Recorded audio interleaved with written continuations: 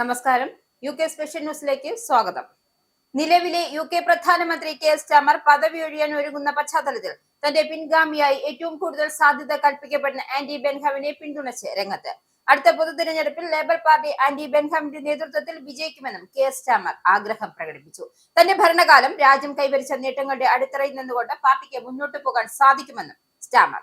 മാഞ്ചസ്റ്ററിലെ മുൻ മേയറായ ബെൻഹാമിനോട് തനിക്ക് വ്യക്തിപരമായി യാതൊരു വിദ്വേഷവുമില്ല എന്നും സ്റ്റാമർ വ്യക്തമാക്കി. ബെൻഹാം എവർട്ടൺ ഫുട്ബോൾ ക്ലബിനെ പിന്തുണയ്ക്കുന്നതിനെ തമാശയായി പരാമർശിച്ച അദ്ദേഹം തങ്ങൾ നല്ല സൗഹൃദത്തിലാണെന്നും കൂട്ടിച്ചേർത്തു. പുതിയ പ്രധാനമന്ത്രിക്ക് അന്താരാഷ്ട്ര കാര്യങ്ങളിൽ നിന്നും പൂർണ്ണമായും വിട്ടുനിൽക്കാൻ കഴിയില്ലെന്നും ലോകവേദിയിലെ പ്രശ്നങ്ങൾ UKക്ക് കൃത്യമായ പങ്കുണ്ടെന്നും സ്റ്റാമർ ബെൻഹാമിന് മുന്നറിയിപ്പ് നൽകി. അടുത്ത തിരഞ്ഞെടുപ്പ് വരെ താൻ പാർലമെന്റ് അംഗമായി തുടരുമെന്നും നാറ്റോയുടെ അടുത്ത സെക്രട്ടറി ജനറൽ പദവിയിലേക്ക് മത്സരിക്കുമെന്ന വാർത്തകൾ അടിസ്ഥാനരഹിതമാണെന്നും സ്റ്റാമർ വ്യക്തമാക്കി. ചെക്കേഴ്സ് കുടുംബത്തോടൊപ്പം ചെലവഴിച്ച ഒരു വാരാന്ത്യത്തിന് ശേഷമാണ് താൻ പദവി ഒഴിയാനുള്ള അങ്ങേയറ്റം വ്യക്തിപരമായ ഈ തീരുമാനത്തിലേക്ക് എത്തിയതെന്നും അദ്ദേഹം കൂട്ടിച്ചേർത്തു. ഡൌണിംഗ് സ്ട്രീറ്റിലെ ഔദ്യോഗിക ബ്രീഫിംഗ് സംസ്കാരത്തിൽ മാറ്റം വരുത്താൻ പോകുന്നു എന്ന പ്രഖ്യാപനവുമായി ലേബർ പാർട്ടിയുടെ ഡെപ്യൂട്ടി ലീഡർ ലൂസി പവൽ വിമർശകരെയും വിയോജിപ്പുള്ളവരെയും നിശബ്ദരാക്കാൻ മുൻപ് ഉപയോഗിച്ചിരുന്ന വിഭാഗീയമായ ബ്രീഫിംഗ് രീതികളും പുരുഷാധിപത്യ സ്വഭാവമുള്ള സംസ്കാരവും ആന്റി ബെൻഹാം അധികാരത്തിൽ വരുന്നതോടെ മാറ്റുമെന്നും ലൂസി പവൽ.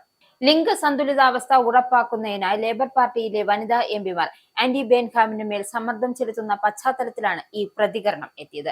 10ാം നമ്പർ ഓഫീസ് കൂടുതൽ മെറിറ്റോക്രസിയിലേക്ക് മാറണമെന്നും തനിക്ക് മുൻപ് ഡൗൺ സ്ട്രീറ്റിൽ നിന്നും ഇത്തരം മോശം ബ്രീഫിംഗുകൾ കാരണം അസ്വസ്ഥതകൾ നേരിടേണ്ടി വന്നിട്ടുണ്ട് എന്നും ലൂസി പവൽ വെളിപ്പെടുത്തി.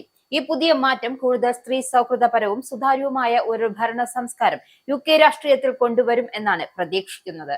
ബ്രിട്ടീഷ് മെഡിക്കൽ അസോസിയേഷൻ നേരിടുന്ന കടുത്ത സാമ്പത്തിക പ്രതിസന്ധിയെ തുടർന്ന് ഒരു കൂട്ട പിരിച്ചുവിടൽ ഉണ്ടാകുമെന്ന് റിപ്പോർട്ട്.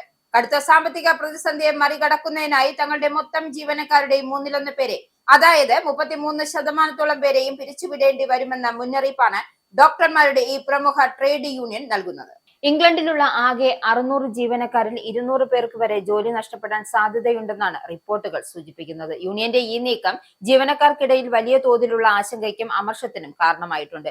BMA കാണിക്കുന്നത് കടുത്ത കാപട്യവും ഭയാനകമായ പെരുമാറ്റവുമാണെന്ന് ജീവനക്കാർ ആരോപിക്കുന്നു. ശമ്പള വർധനവും മെച്ചപ്പെട്ട ജോലി സാഹചര്യങ്ങളും ആവശ്യപ്പെട്ട് റെസിഡന്റ് ഡോക്ടർമാർ സർക്കാർ കരാർ അംഗീകരിക്കാൻ വോട്ട് രേഖപ്പെടുത്തുകയും പണിമുടക്കുകൾക്ക് താൽക്കാലിക വിരാമമാവുകയും ചെയ്തു എന്ന് ഇതിന് തൊട്ടു പിന്നാലെയാണ് യൂണിയനകത്തെ ഈ പ്രതിസന്ധി പുറത്തുവരുന്നത്. തങ്ങളുടെ അംഗങ്ങളായ ഡോക്ടർമാരുടെ അവകാശങ്ങൾക്കായി പോരാടുന്ന ഒരു പ്രമുഖ സംഘടന സ്വന്തം ജീവനക്കാരെ കൂട്ടത്തോടെ പിരിച്ചുവിടാൻ ഒരുങ്ങുന്നത് UKയിലെ ആരോഗ്യ രാഷ്ട്രീയ മേഖലകൾ വലിയ ചർച്ചയായിട്ടുണ്ട്. UK സർക്കാർ സ്ത്രീകൾക്കും പെൺകുട്ടികൾക്കും വേണ്ടിയുള്ള വിദേശ വിദ്യാഭ്യാസ പദ്ധതി 2 വർഷത്തിനു ശേഷം നിർത്തലാക്കി. സർക്കാരിന്റെ ഈ പുതിയ നീക്കത്തെ അന്താരാഷ്ട്ര വികസന രംഗത്ത് UK വരുത്തിയ വലിയൊരു നയമാറ്റമായാണ് കാണുന്നത്. ആഫ്രിക്ക, ഏഷ്യ, മിഡിൽ ഈസ്റ്റ് എന്നിവിടങ്ങളിലായി 10 ലക്ഷം പെൺകുട്ടികളെ സ്കൂളുകളിലും ഉന്നത വിദ്യാഭ്യാസത്തിലും നിലനിർത്തുക എന്ന ലക്ഷ്യത്തോടെ ആരംഭിച്ച ഒരു പ്രമുഖ വിദേശ വിദ്യാഭ്യാസ പദ്ധതിയാണ് 2 വർഷത്തിനു ശേഷം ബ്രിട്ടീഷ് സർക്കാർ നിർത്തലാക്കിയത്. സ്ത്രീ ശാക്തീകരണത്തിനായുള്ള ഉന്നത വിദ്യാഭ്യാസം ശക്തിപ്പെടുത്തൽ എന്നായിരുന്നു ഈ പദ്ധതിയുടെ പേര്.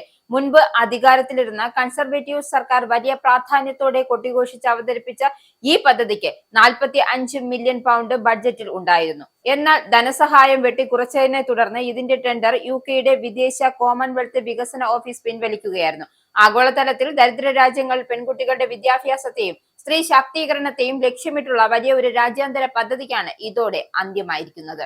UKയിലെ NHS അവരുടെ മൊബൈൽ ആപ്പിൽ AI സാങ്കേതിക വിദ്യ ഉൾപ്പെടുത്താൻ ഒരുങ്ങുകയാണ്.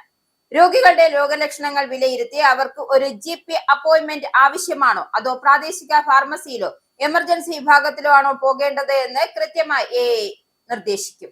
നിലവിലെ റിപ്പോർട്ട് അനുസരിച്ച് അടുത്ത വർഷത്തോടെ ഇംഗ്ലണ്ടിൽ ഏകദേശം 2 ലക്ഷം രോഗികളിലേക്ക് ഈ സേവനം എത്തും. 2028 ഏപ്രിലോടെ എല്ലാ ഉപയോക്താക്കൾക്കും ഇത് ലഭ്യമാക്കാനാണ് ലക്ഷ്യമിടുന്നത്.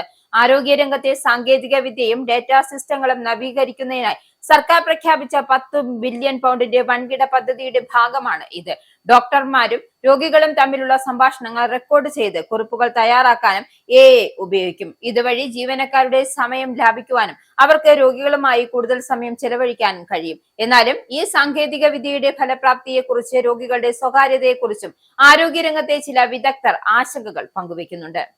ഇംഗ്ലണ്ടിലെ പിന്നോക്കം നിൽക്കുന്ന വെള്ളക്കാരായ വിദ്യാർത്ഥികളിൽ 1/3 പേർ ശരാശരി വായിക്കാൻ കഴിയാതെ പ്രൈമറി സ്കൂൾ വിടുന്നു എന്ന ഞെട്ടിക്കുന്ന വിവരം പുറത്ത്. ഇംഗ്ലണ്ടിലെ സാമ്പത്തികമായും സാമൂഹികമായും പിന്നോക്കം നിൽക്കുന്ന വെള്ളക്കാരായ വിദ്യാർത്ഥികൾ 1/3 പേർക്കും സെക്കൻഡറി സ്കൂൾ പാഠ്യപദ്ധതിയുമായി മുന്നോട്ടു പോകാൻ ആവശ്യമായ വായനാ പ്രാവീണ്യം പ്രൈമറി സ്കൂൾ വിദ്യാഭ്യാസം കഴിയുമ്പോൾ പോലും ഇല്ല എന്ന കാര്യം പുതിയ ഗവേഷണ പഠനങ്ങൾ വ്യക്തമാക്കുന്നു. മറ്റു വംശീയ പശ്ചാത്തലങ്ങളിൽ നിന്നുമുള്ള പിന്നോക്കം നിൽക്കുന്ന കുട്ടികളെക്കാളും സാമ്പത്തികമായി മെച്ചപ്പെട്ട സാഹചര്യങ്ങളിൽ നിന്നുമുള്ള സമപ്രായക്കാരെക്കാളും വളരെ കുറഞ്ഞ വായനാ പ്രാവീണ്യമാണ് ഈ കുട്ടികൾക്കുള്ളതെന്ന് വിശകലനത്തിൽ കണ്ടെത്തി. പ്രൈമറി തലത്തിൽ വായനയിൽ ഒഴുക്കില്ലാത്ത കുട്ടികൾ സെക്കൻഡറി ക്ലാസുകളിലെത്തുമ്പോൾ പഠനത്തിൽ ഏറെ പിന്നോട്ടു പോവുകയും ഇത് പിന്നീട് അവർ സ്ഥിരമായി സ്കൂളിലേക്ക് വരാതിരിക്കുന്നതിനും പഠനം പകുതി വഴിയിൽ ഉപേക്ഷിക്കുന്നതിനും കാരണമാകുന്നു. വെള്ളക്കാരായ തൊഴിലാളി വർഗ കുട്ടികളുടെയും അവരുടെ കുടുംബാംഗങ്ങളെയും പിന്തുണയ്ക്കാൻ നിലവിൽ വിദ്യാഭ്യാസ സമ്പ്രദായം സജ്ജമല്ല എന്ന് വ്യക്തമാക്കുന്ന ഒരു സ്വതന്ത്ര അന്വേഷണ റിപ്പോർട്ട് പുറത്തു വന്നതിന് തൊട്ട് പിന്നാലെയാണ് ഈ പുതിയ കണ്ടെത്തലുകൾ എത്തിയത്. സാമൂഹികമായ പിന്നോക്കാവസ്ഥ കുട്ടികളുടെ അടിസ്ഥാന വിദ്യാഭ്യാസത്തെ എത്രത്തോളം ദോഷകരമായി ബാധിക്കുന്നുവെന്ന് അടിവരയിടുന്നതാണ് ഈ പഠന റിപ്പോർട്ട്. ലണ്ടനിൽ വാർഷിക പ്രൈഡ് പരേഡിനായി 10,000-കണക്കിന് ആളുകൾ മാർച്ച് ചെയ്തു. ഏകദേശം 600-ലധികം ഗ്രൂപ്പുകളിൽ നിന്നായി 35,000-ലധികം ആളുകളാണ് ഈ മാർച്ചിൽ പങ്കെടുത്തത്. ഇവരെ കൂടാതെ പരേഡ് കാണാനും പിന്തുണയ്ക്കാനുമായി 10,000-കണക്കിന് മറ്റാളുകളും ലണ്ടൻ തെരുവുകളിൽ ഒത്തുകൂടി. മധ്യ ലണ്ടനിലെ ഹൈഡ് പാർക്ക് കോർണറിൽ നിന്നും ആരംഭിച്ച പിക്കാഡിലി വഴി വൈറ്റ് ഹാളിലേക്കാണ് ഈ പ്രൗഢമായ മാർച്ച് നടത്തിയത്. ലണ്ടൻ മേയർ സാദിഖ് ഖാൻ പരേഡിന് ഐക്യദാർഢ്യം പ്രഖ്യാപിച്ച് ജനക്കൂട്ടത്തോടൊപ്പം മാർച്ചിൽ പങ്കുചേർന്നു. ബ്രിട്ടനിലെ ഏറ്റവും ആദ്യത്തെ ഔദ്യോഗിക പ്രൈഡ് മാർച്ച് നടന്നത് 1972 ജൂലൈയിലായിരുന്നു. ആ ചരിത്രപരമായ മുന്നേറ്റത്തിന്റെ ഓർമ്മപ്പെടുത്തൽ കൂടിയാണ് എല്ലാ വർഷവും നടക്കുന്ന ഈ പരേഡ്.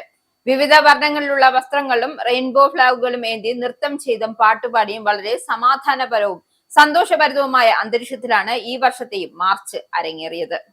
UK പ്രധാനമന്ത്രിയായ ആന്റി ബെൻഹാം എത്തുമ്പോൾ UK രാഷ്ട്രീയത്തിലെയും സാമ്പത്തിക നയങ്ങളിലും പുതിയ ചർച്ചകൾക്ക് വഴിവെച്ചിരിക്കുകയാണ്. നിലവിലെ ഊർജ്ജ സെക്രട്ടറിയായ എഡ് മിലിബാൻഡിനെ അടുത്ത ചാൻസലറായി നിയമിക്കണം എന്ന ആവശ്യവുമായി എത്തിയിരിക്കുകയാണ് UK ട്രഷറിയുടെ മുൻ മുഖ്യ സാമ്പത്തിക ഉപദേഷ്ടാവായിരുന്ന നിക്കോളസ് സ്റ്റേൺ. ലേബർ പാർട്ടിയുടെ പുതിയ നേതൃത്വത്തിലേക്ക് വരാൻ സാധ്യതയുള്ള ആന്റി ബെൻഹാമിനോട് എഡ് മിലിബാൻഡിനെ അടുത്ത ചാൻസലറായി നിയമിക്കാൻ ആവശ്യപ്പെട്ടിരിക്കുകയാണ് UK ട്രഷറിയുടെ മുൻ മുഖ്യ സാമ്പത്തിക ഉപദേഷ്ടാവായിരുന്ന നിക്കോളസ് സ്റ്റേൺ. ഈ ആവശ്യം ഉന്നയിക്കുന്നതിനായി വ്യക്തമായ കാരണം അദ്ദേഹം പറയുന്നുണ്ട്. നിലവിൽ ഊർജ്ജ സെക്രട്ടറിയായ എഡ് മിലിബാൻഡിന് രാജ്യത്തിന്റെ സമ്പദ് വ്യവസ്ഥയെ പുനരുജ്ജീവിപ്പിക്കാനുള്ള ധീരമായ കാഴ്ചപ്പാടും ആവശ്യമായ പരിചയ സമ്പത്തുമുണ്ട് എന്ന് നിക്കോളസ് സ്റ്റേൺ വാദിക്കുന്നുണ്ട്. നിക്ഷേപങ്ങൾ വേഗത്തിലാക്കാനും സർക്കാരിന്റെ പ്രവർത്തനങ്ങൾ പൊതുജനങ്ങൾക്ക് വിശ്വാസം വളർത്താനും മിലിബാൻഡിന് സാധിക്കുമെന്നും അദ്ദേഹത്തിന്റെ വിലയിരുത്തൽ. എഡ് മിലിബാൻഡിനെ കൂടാതെ മുൻ ആരോഗ്യ സെക്രട്ടറിയായ വെസ്റ്റ് റീഡിംഗ്, ആഭ്യന്തര സെക്രട്ടറി ഷബാന മഹ്മൂദ് എന്നിവരെയും അടുത്ത ചാൻസലർ പദവിയിലേക്ക് പരിഗണിക്കുന്നതായാണ് സൂചന. കെയർ സ്റ്റാമർ പദവി ഒഴിയാൻ ഒരുങ്ങുന്ന പശ്ചാത്തലത്തിൽ ആന്റി ബെൻഹാമിന്റെ നേതൃത്വത്തിൽ വരാൻ പോകുന്ന പുതിയ ലേബർ ക്യാബിനറ്റ് ഏറ്റവും പ്രധാനപ്പെട്ട പദവിയെക്കുറിച്ചുള്ള ചർച്ചകൾക്ക് ഈ പ്രസ്താവന വഴി തുറന്നിരിക്കുകയാണ്. കായിക ലോകത്തെ വളരെ അപൂർവവും രസകരവുമായ ഒരു സംഭവത്തെ കുറിച്ചുള്ളതാണ് ഇനിയുള്ള വാർത്ത. ഒരു കാള ക്രിക്കറ്റ് കളി തടസ്സപ്പെടുത്തി എന്ന് പറഞ്ഞാൽ നിങ്ങൾ വിശ്വസിക്കുമോ? എന്നാൽ അങ്ങനെ ഒരു സംഭവം UKയിലെ ന്യൂകാസിൽ നിന്നും റിപ്പോർട്ട് ചെയ്തിരിക്കുന്നു.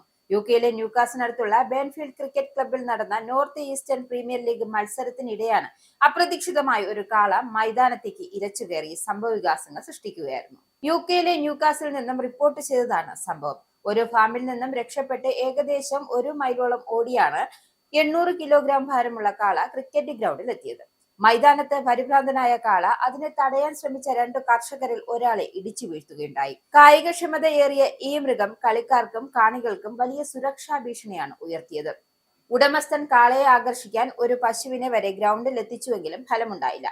ഒടുവിൽ പോലീസിനെ വിളിക്കേണ്ടി വന്നു. നിശ്ചിത സമയത്തിനകം കാളയെ മാറ്റാൻ കഴിയാത്തതിനെ തുടർന്ന് മത്സരം പൂർണ്ണമായും ഉപേക്ഷിക്കുകയായിരുന്നു. മത്സരം തടസ്സപ്പെട്ടപ്പോൾ ബേൺഫീൽഡിൽ CC എതിരാളികളായ ഹെറ്റൻ ഡിയോൾസിനെതിരെ 226 റൺസ് എടുത്ത് ശക്തമായ നിലയിലായിരുന്നു. ആദ്യം എല്ലാവരിലും തമാശ ഉണർത്തിയെങ്കിലും പിന്നീട് കളി തന്നെ ഉപേക്ഷിക്കേണ്ടി വന്ന നിരാശയിലാണ് ക്ലബ്ബ് ഭാരവാഹികൾ. UK സ്പെഷ്യൽ ബുള്ളറ്റിൻ ഇവിടെ അവസാനിക്കുന്നു. നന്ദി, നമസ്കാരം.